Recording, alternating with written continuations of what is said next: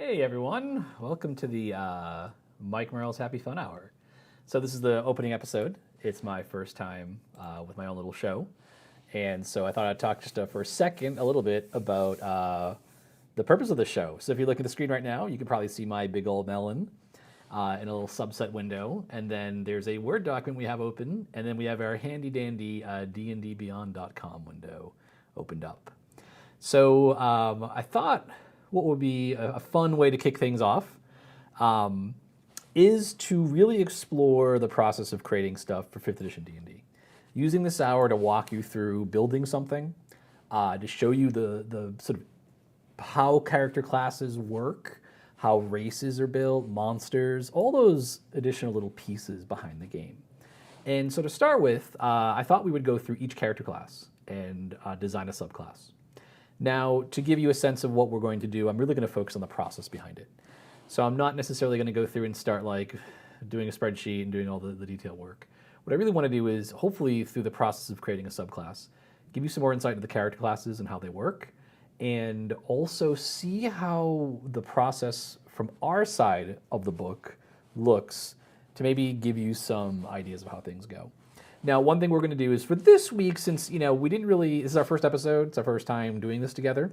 I didn't want to just start with something cold and be like, okay, hey chat, what do you want to do? And then I'm just watching chat for 5 minutes. And of course, there's I think there's a delay, so you type something and then 30 seconds later, after 30 seconds of awkward silence on my end, I'd say something. So to start with, I already picked out, we're going to take a look at the Warlock to start with, and I have a concept in mind. But what I'd like to do is over the course of the week, and I'll bring this up a couple times. I'm on Twitter, and I'll even type it out here. I am at Mike Merrill's on Twitter. So if you want to throw some suggestions my way for next week, hit me up on Twitter. That's the best place. Chat's cool too, but chances are in chat we're not going to be able to capture it. So it's just a little bit easier, and as we're going, we'll probably want to focus on answering questions as we do things. So for Twitter, if you have any ideas of what classes you want to hit next, let me know. And if you have any ideas, and here's how I want to set some ground rules for this. If you have an idea of a subclass you want to see, don't explain to me what the subclass does, because part of the fun is working through that on the show. Instead, just give me a name. You might just say, I want to see a subclass for the fighter that's called the samurai. We already did that, so I guess I could do it. I could just, easiest hour, right? I just have the book and type it in. But so just focus on, what's this idea of the name, and then I think part of the fun would be, especially for someone who makes a suggestion, is that you get a sense of what something might end up looking like. So, okay, now, right now, the screen, what I will do once I start typing, I'll expand things out so you guys can see. Oh yeah, you know what, and I actually did, so let me just increase that a bit. We don't need that. So hopefully, chat, if you're having trouble seeing that, someone is having a little bit trouble seeing things, just let me know. Also, can you read the disclaimer at the top? Confidential. Oh no, I hope no one can see this. Are we live? Haha, terrible joke, but I had to make it. So what I wanted to start with a little bit was, so for the Warlock, Warlock's one of my favorite classes, and I will totally admit, one of the reasons it's one of my favorite classes is because it is one of the most enjoyable classes to build subclasses for. When you look back at 5th edition, when I look back at it as one of the people who helped make it, I am very critical of my work. I am never happy with anything I've ever made. And I always have a natural tendency to nitpick things. So while I could tell you the thing, and you'll find out as we go through, I'll talk about some of the things with the Warlock that maybe are a little bit harder to design around. But I think overall, this is probably a class that in terms of delivering the flavor through the subclass, really hit the mark in terms of what we wanted to do. And I'll talk a little bit about how we hit some of those things and why some aspects of this class make it a little bit easier and more evocative than other classes. So what I'm going to do now to start with, whenever we work on D&D, and this is something which is we've emphasized, if you talk to us on Twitter and ask us questions, I'm right now looking at D&D Beyond. And the very first thing you always do when you're working on the game, even as someone who helped co-create the game, and I've been working on it for about as long as you could, because I worked on it when we first started, I never assume I know what I'm doing. But way back in the day, I used to do tech support. I worked in an office. I was the person who kept the network running. If someone's computer was having problems, I was the person who showed up to fix it. And I remember when I had that job, reading an article about The person who is the most likely to destroy a piece of equipment in the act of trying to fix it, say installing RAM without grounding yourself properly and frying the computer, was statistically speaking much more likely to be someone who was an expert than someone who was a beginner. And that was because a beginner, now you can have a beginner who just charges in and doesn't read anything, but more often than not, a beginner has a mindset of, I'm a little bit nervous about doing this, so I want to make sure I get it right. So they do all the safety precaution checks and everything. Whereas the expert starts to treat things in a fairly blasé manner, and they just kind of go ahead and do it because they think they have everything down, but you're not going to remember all of it. And trying to memorize everything, you're just kind of cluttering your mind. So the first thing I always do when I'm going to work on a character class is I go and I read the character class. It's important to not only understand where the class sits in terms of its role in the lore, but also its mechanics, and so I'm not guessing. It's also, I mean, frankly, it's easier, right? And whenever you have a chance to make things easier, go for it. So in this case, what we'll do, I'm going to scroll down here as I'm talking. If you can read this, it's great. If you can't, because the resolution or whatever we're broadcasting at, don't worry about it. I'm not going to start like saying, now read this paragraph. I'm more just going to kind of use this as my backdrop as I speak. But the first thing I always do is I go and I take a look at the existing subclasses, and I always go back to the player's handbook, because one of the important things about 5th edition is, in our mindset, is we never assume that you own anything beyond the core 3 rulebooks. So we wouldn't want to be in a position of saying, okay, we're now using the subclasses from Xanathar's guide as our baseline for design. Because we don't know, someone coming from the player's handbook who's now looking at that subclass, there might be something that drifts in that doesn't make sense to them, or might seem off, or might cause power drift, or anything like that. So we always start with the player's handbook. And we also, when we built the player's handbook, the subclasses we chose for the classes were really meant to represent a solid spread of the possibilities within the class. So when you look at the Warlock, and I'm going to assume you know what a Warlock is. I don't assume that I know that little about the class and I go back. I don't read everything. But again, you'll see as we go through what we actually focus on. So when you look at the Warlock, we have the Archfey as a patron. And now it's also important to keep in mind the nature of the subclass. So, okay, as you remember now looking at these, that Warlock subclasses represent your patron. The patron is the person or entity or thing that the Warlock has entered into a pact with to gain magic. So we have an Archfey, and I'll skim on these and I'll show you kind of as we unpack them a bit. But Archfey, a fiend, basically a very broad definition of anything from a demon to a devil to any other evil outsiders. And then we have the Great Old One, which is all the creepy, weird entities like Thurisdan, Dendar the Night Serpent, entities that aren't gods, but in some ways have godlike powers, and they're typically malign in intent. It's a very D&D phrase, malign in intent, but in any case. So we get the sense that if we're going to build a new subclass for the Warlock, we really want a strong identity. When we think of a Warlock who has a pact with the Archfey, as opposed to one who has a pact with the Fiend, it isn't hard to imagine that those two characters look very different. And then you throw the Great Old One into the mix, and you start thinking about, okay, like I can see 3 distinct characters. Setting aside Dungeons & Dragons, one of the things you will want to do is think, hey, if someone has never played D&D before, and I wanted to relate this subclass to them in terms that they could understand, I ideally would think of descriptions or pop cultural figures. You know, I could say, oh, do you want to be a Warlock of like Cthulhu? That's the Great Old One. And you can see things kind of click into place. The Fiend's kind of easy because there's plenty of fantasy stories and games that deal with demons and devils. So you could take your pick of anyone from pop culture. The Archery is a little bit different. You know, it depends on how into fantasy someone is. But you think of a lot of, you know, just classic Fey archetypes. You know, or even from Shakespeare, things like that. But more that is the trickster, someone who's more comfortable with indirect manipulation rather than just beating people down. Because that's the next step to it, is you also want the subclass in its iconic representation to suggest what it actually does in the game. So, building on that, we think Archfey, we think of someone who's more of a trickster, who manipulates emotions. We think of the Great Old One as someone who maybe deals with madness, strange magic that bends reality. And the Fiend, now there's a lot of ways you can go with the Fiend. It's actually kind of an interesting one in its design, but this idea of someone who has that sort of dark, malevolent feel to them. And I think the Fiend is one of my favorites because I think it does a pretty good job of, with very simple mechanics, getting across that flavor of like fire and destruction, and again, that sort of not creepy in the way the Great Old One is creepy, where it's unsettling, but more creepy that might be a little scary, more intimidating.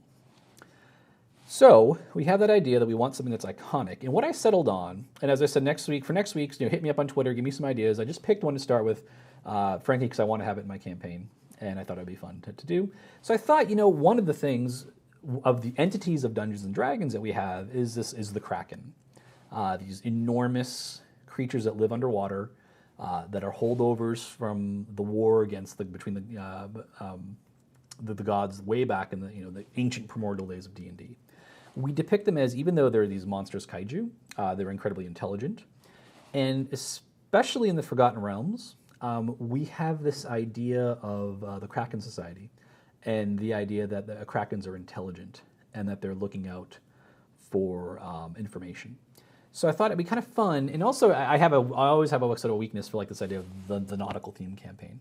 So why not have a warlock whose patron is the Kraken, to kind of bring that flavor in, and also give us something which maybe gives a bit more direction to it, and can give a sense here's a really actually great example of it, thinking of that pop cultural element.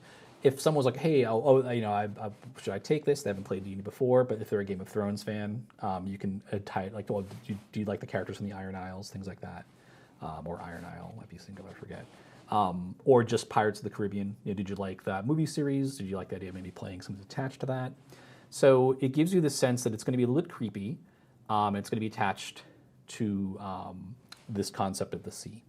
So that's a solid starting point, especially when I want to play a pirate, but I want to play a creepy pirate. That's another angle we could look at. And so that's kind of where I wanted to start with. And then I want to kind of show now how we might give some depth to it. And actually do the design. So I see someone did the idea, the Queen of Hearts, I actually really like that idea as a Fae patron. Really stands out to me. That's kind of interesting. Alice in Wonderland was a D&D adventure back in the day that Gary Gygax wrote, inspired by Alice's Adventures in Wonderland. So where do we start? Where do we go next? It'd be very easy to just start writing stuff. But we have to understand that within D&D, there's lore that connects to things. And so we want to make sure that if someone's playing a Kraken Warlock, not playing a Kraken would be fun, CR 20-something monster. But if you're playing a Warlock dedicated to a Kraken, well, we have to figure out, well, what is a Kraken in Dungeons & Dragons? Does this creature exist? So I'm going to go to my handy-dandy D&D Beyond. I'm going to go back to the top here, and I'm just going to look up the monster, just like I did with the class, and I'll bounce back to the class later. But again, I could sit here and try to remember, but I always want to make sure I'm looking at the text. It takes just moments to refresh my memory and take a look at what we have. And again, apologies if you can't see the text. Don't worry about it. I'm not going to expect you to read it. Just kind of, if you can read it, great, but I'm sort of following along, and I'll walk you through it. So when I look at the Kraken in Dungeons & Dragons, it's a very high CR creature, CR 23, challenge 23. So really powerful. So that makes sense. I don't really need to necessarily go into a lot of details of why would this creature, like let's say this creature had a much lower challenge rating, I may have to account for in the story as I think about it, why would a creature that's kind of weak be creating pacts with warlocks? We usually think of them as fairly cosmic, very powerful entities. You don't have the pact of the kobold is like kind of a sad pact, I guess. If a kobold bullies you into doing his bidding, I guess that might be something, but you're not going to get too much power out of it. And so looking at the Kraken, we have right off the shelf a very powerful creature. So it's not stretching the bounds of what we think of the character class as this could be an entity that has warlocks and makes pacts. The interesting thing now is to maybe look at the details of some of its abilities, because we think Kraken, okay, giant tentacled squid. Is there anything more to it here? Especially at challenge 20 and above. It's rare you see a creature at that challenge that just beats things up. It usually has some magical angle to it or something that's a bit more mythic. So and someone's already working the Pact of the Kobold, so Tentacruelty, I'm looking forward to that. So one of the things we see looking at the Kraken stat block is it's got multi-attack, it's got a bite, okay, like, sure, it does those things, it's got a beak, it's got tentacle attacks, so we expect that. But it's got the Siege Monster ability, which lets it double damage against objects, but that's not, I think that's just because it's so big, its size is gargantuan. I don't see it as necessarily something that the Warlock would get. It has a Freedom of Moon ability that allows it to ignore difficult terrain. As a designer, I'm going to say that's probably more there to just reflect its immense size than being something like, hey, what makes a Kraken a Kraken? Because that's what we're looking for. We're looking for the thing that says, hey, what is the essence of a Kraken that if I was to make a pact with one, that's what I'd be looking for to really evoke that flavor. So I note here, we do have to say that Krakens are amphibious, so they can walk on water. They have a 20-foot speed. They're not fast as they walk around on their tentacles, but they can do it. It's like, okay, that kind of just shows us that they are interested in things on land. But again, it's not really a defining ability. But then we get to something really interesting over here. Krakens in D&D can manipulate the weather. They can call a lightning storm. And it mentions in their write-up, and again, I'm going to scroll down here and take a look at some of their regional effects, because they are legendary creatures. They can alter the weather around them. It makes some mention here in their flavor text that people do tend to worship them, so great, that even further reinforces our flavor. It's almost like I planned this, like maybe I thought about it last night and then picked it before the stream. But it talks about how when people worship them, they often do so because they're looking for the good weather that a Kraken can bring. Since the Kraken can control the weather in a 6-mile radius on its lair, it could, in theory, ensure that the weather is good for shipping, or it could be, if it's displeased, make the weather bad for shipping or farming, and so on. So that seems to be an interesting angle, because it's also something that's going to be pretty distinct to D&D, and it also really makes sense. We think of a nautical campaign, we start thinking of this character, there's someone who's kind of creepy, someone we might think maybe a little suspicious of, because Krakens are evil. But if they can offer control of the weather, that's pretty useful if you're sailing, especially through waters that might be Kraken infested. And I see in chat someone, Tentacruelty, kind of mentioning Freedom of Movement might be a good spell for the list, and that's another good way to pick up some of those things. And I'll show you kind of how we can kind of layer some of these things into elements of the subclass, where it might not be big enough to be a class feature, but it might be something that slots in nicely for the spell list. And I'll talk about the spell list as we start going through the features. So what we've sort of settled on here is, at least what I've settled on, and I said for the next ones, hit me up on Twitter, we'll get some concepts there, is looking at the Kraken and thinking is its weather control element being important. That kind of explains why people might associate with these guys.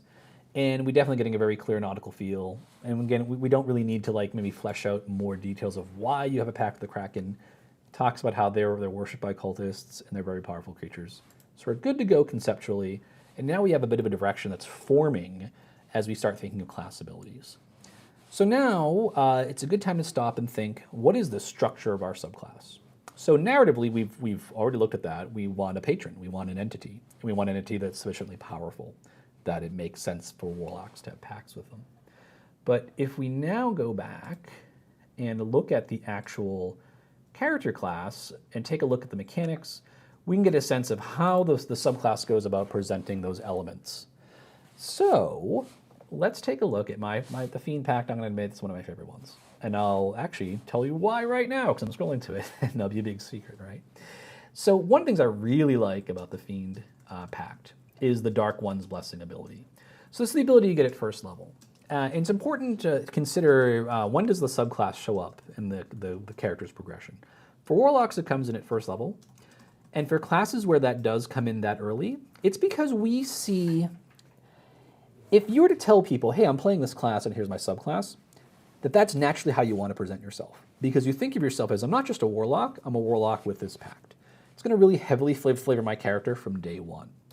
Other classes come in at level 3 because the class itself has enough going on or has a distinct enough identity that you don't necessarily need to add the subclass in yet. A good rule of thumb, and this is kind of a conceptual thing we established back in the day when we were designing the game, is that when you choose your subclass, ideally you're not changing your equipment. So as an example, if you think of the fighter and you wanted to make someone who is an archer, you wouldn't want to present core fighter abilities where it's like, well, I'm going to take a very high dexterity because I want to be a ranged guy, ranged character. But the mechanics really assume I have a high strength. So in order to survive from first to third level, I'm going to have to wear heavy armor. And maybe I'm going to have to use close combat weapons. Once I hit third level though, and I choose archer, say theoretically it's an archer subclass, then I can go to lighter armor and I'm now going to start using a bow. We didn't really want that to ever happen. we wanted to always feel like the character you wanted to play was the character you'd start playing at first level. And then adjust the subclass, the mechanics it delivered, and then when it actually showed up in the progression table to match up with that. So a good example of the cleric domains being chosen at first level, for instance, if you wanted to play a war cleric who, let's say, and so it was really important to you that you had, let's say, the correct weapon you were using or that you could mix up in close combat, versus someone who wanted to play something like a cleric of the sun who might be more of a spellcaster. We didn't want either of those characters to have to undergo this kind of awkward transformation of like, okay, now that I'm third level, now I'm going to throw on plate mail and walk around with a giant hammer and hit people. Or, okay, now that I'm third level, I don't have to wear my armor anymore, I can be more of a caster. So the fighter, for instance, its mechanics are non-specific enough, like with action surge and things like that, and it doesn't really care too much about your abilities, that you can start at first level, say, okay, I'm going to put my highest ability in dexterity, and I'm going to start with a ranged weapon and just go from there. And then when you hit third level, maybe start getting your ranged combat-specific abilities. It augments it. Or when you have a choice, like the weapon choice, and I'm blanking on the name, but the fighter gets a choice at one point, we can just seed it with enough options at first or second level. I think it's second level. See, this is why you always look stuff up. So I'm going to go click on the fighter right now to make sure I get this right. When you get your fighting style at first level, you can just pick the archery option. So, but that was an area where we felt we could make these broad enough. It's also why, for instance, the fighting style options are fairly broad. They give you a bonus to all ranged attacks rather than, say, a specific weapon or a specific type of attack. So the Warlock falls into the category of getting a subclass at first level because we just felt the pacts were flavorful enough that if you were playing a Warlock, you'd really want to say, I'm a Warlock and I have a Fiend pact. And that's really changing how I play right from the beginning. I don't want to alter how I approach the game at a later level to accommodate the subclass choice. And actually, someone in chat, Fox TP points out the Valor bar doesn't get proficiency until third, and so that is true. That's one area where we maybe should have had it at first level because you don't get your, I believe it's heavy armor and martial weapons, and that's a very good example of that where that actually is a miss. And you'll see this in the classes. This is an understanding that it really evolved as we made the game, and so not all the classes necessarily even fit into these ideas. But classes we design going forward, this will be a sort of principle. The important thing about game design principles, though, is we are very much driven by feedback from players. And so we don't have principles that are set in stone. They can always change, especially as the audience changes, as tastes change. We always like to say that our plans are the plans we have for now, but they might not be the plans we have for next year. So getting back to our internal pact Warlock, what I really like about it is, and this is what I always strive for now when I design a Warlock subclass, don't always hit it, but it's what I aim for, is something like Dark One's Blessing. So what Dark One's Blessing lets you do is whenever you drop a hostile creature to 0 hit points, you get temporary hit points. It's your Charisma modifier plus your Warlock level. And I love this ability because it's super simple. It scales up perfectly. As you go up in level, it just gets better. It remains relevant. So it's getting better in the sense that it's bigger than it was before, but it's staying relatively the same power, or thereabouts. It's close enough. And it triggers all the time, because the great thing about temporary hit points is they don't stack. So I can take my turn, I can drop 5 enemies. I'm not getting a giant pile of temporary hit points. I'm getting the temporary hit points once. The next time I get hit, those will likely go away. But the important thing is it's on all the time. And so I really feel like when I'm playing this Warlock, that ability is always there. It lets me role play it. It lets me really play it up in the description of my character. And it reminds everyone else at the table that, hey, I am a Fiend Pact Warlock, unlike other potential Warlocks or any other casters that you might have in the party. So as a counterpoint, when you look at the Archfey, Fey Presence lets you force everyone in a 10-foot cube to make a wisdom saving throw. And if they fail it, they're charmed or frightened by you. Now, once you use it, though, you have to take a short or long rest to get it back. This is something that's very, very much a challenge in design, because when you think of Fae and you think, okay, I want to influence your emotions, it's much harder to find something that is small but still impactful. Like there's very much a sweet spot of it's interesting enough that I want to track it and use it. I'm getting a benefit, but it's not so big that it overwhelms other abilities. So, and this is a great example of this is why this isn't a hard and fast rule. But it's also something where I think as we've learned, as we've designed more for the game and watched people play, that this might be a type of design we don't use as often. Now, that said, this is still, I would find this pretty well balanced. It's a pretty big effect. Charming and frightening people. This is also another great example of it gives you an option. So if you're in the tavern looking for information, you can charm people. If you're getting ambushed by orcs, you can frighten them. So it's really nice. One thing I really like about this ability is that very simple flexibility. You just make an A or B choice, really determined by the situation you're in. And Frighten's it's a pretty powerful ability. You're throwing out a lot of disadvantage on that, with that. And in D&D Beyond, I can look and say, hey, a frightened creature has disadvantage on ability checks and attack rolls while the source of its sphere is within line of sight. That's really good, especially against big mobs of creatures. If you are like ambushed by a bunch of weenie monsters, this can shut down all their attacks, essentially. Disadvantage can be very punishing against goblins and kobolds, creatures like that. And again, then it's got a nice flavor to it. The way I see this, now if you go down to the Great Old One, they get a very, what we think of as like more of a utility tech thing, where with Awakened Mind, you get the ability to use telepathy, to speak with creatures within 30 feet of you. So that's a very flavorful ability. It's not as straight line obvious in utility as the other two ones.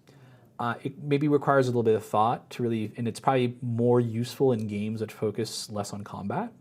But we always want to try to find that nice spread. So you can see within these three abilities, there's one that's really great in combat. The Infernal Pact is fantastic.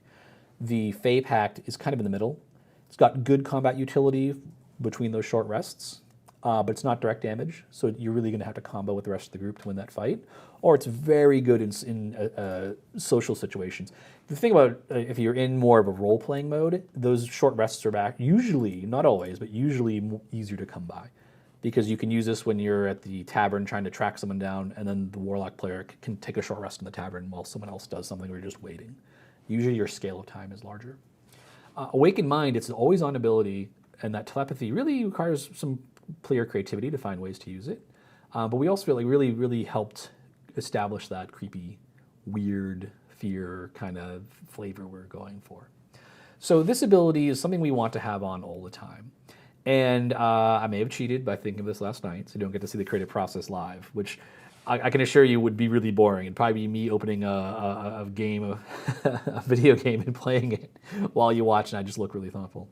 But so I put a little thought into this, and my initial thought was very simple, like, okay, you can breathe underwater and swim. Because that just seemed obvious. It's a Kraken priest, kind of thing. You're involved with Krakens, you should be able to swim and breathe water. But as I thought about it, that was very narrow. It's one of those abilities where it's incredibly useful if you're in a nautical campaign. But often dungeon masters, there's enough magic like water breathing or potions or magic items that would really make that not feel too exciting. And as Noob Soup points out, a couple races get water breathing and swim already. So if you're thinking, hey, I want to play a Kraken Pact Warlock, oh cool, I'll be a Triton. You're getting the same thing twice. It's not that interesting. So it turns into me playing Monster Hunter, right? That's going to be the hour. It's my hour because no one can disturb me during this hour, right? I can't be dragged to a meeting. You're alive. So this will just be me playing video games, right? So water breathing and a swim thing it seemed like an obvious choice, but as I sort of delved into it, and that's an important step to think. When you're building a subclass, think to yourself, what are the natural class race combos? How can I make sure that I'm not overlapping those too badly? If there is an overlap, am I okay with it? Let's say, for instance, we had the Kraken Pact and we thought, I'm just making something up here, but there's a Mountain Dwarf ability that collided with it. Maybe you're okay with that because you think Mountain Dwarf isn't really something that would naturally be a match for this pact. So I'm okay with players kind of getting that sadness if I think the payoff is worth it. But if it's something like a Triton or anything that's like a water-breathing race is a natural fit for this, we don't want to make that feel like a bad combo. We also don't want to have sort of what I call a creeping doom disease on a feature, especially a low-level one, where we're like, okay, well, we're going to give you water breathing and a swim speed because we think you get that, but we think that's not really worth anything. So we'll give you another thing, and then maybe that thing isn't as big as you end up just stapling 5 different features into one. That's another way we want to avoid. So what I thought of is I kind of put some put some time into this last night, was what if we gave you Kraken tentacles? Right? Like you're a warlock with a Kraken. What a Kraken's known for? Giant honking tentacles that grab ships and drag them down. So what I was thinking of doing was, and you're going to see, this is kind of the, and here's my Twitter, if you can read that, at Mike Merles. I'm just going to make notes for me here. Again, if you can't read it, don't worry about it. This is me just taking notes myself, because it might take a couple episodes to do this, or I can show off next week the more final design. I'm actually using the template we use when we design, so I'm going to delete this. It's not going to be I'm not going to do the full fancy thing. But I am going to go here and say, hey, you can see all our headers. If you can see that, we have word styles we use. So this is our H3. And I'm just going to write first level, just to remind myself. And I think it'd be kind of good to give you Kraken tentacles. And the nice thing about this is we can, now that we've said, hey, the flavor is you get a tentacle, well, what does that actually look like? So I'm going to kind of leave it open for now. What I imagine is we can make this some sort of at-will attack that really focuses on utility rather than damage, because it might be something that you use not every round, but just when the situation is appropriate, or when you're like, hey, I really want to do this.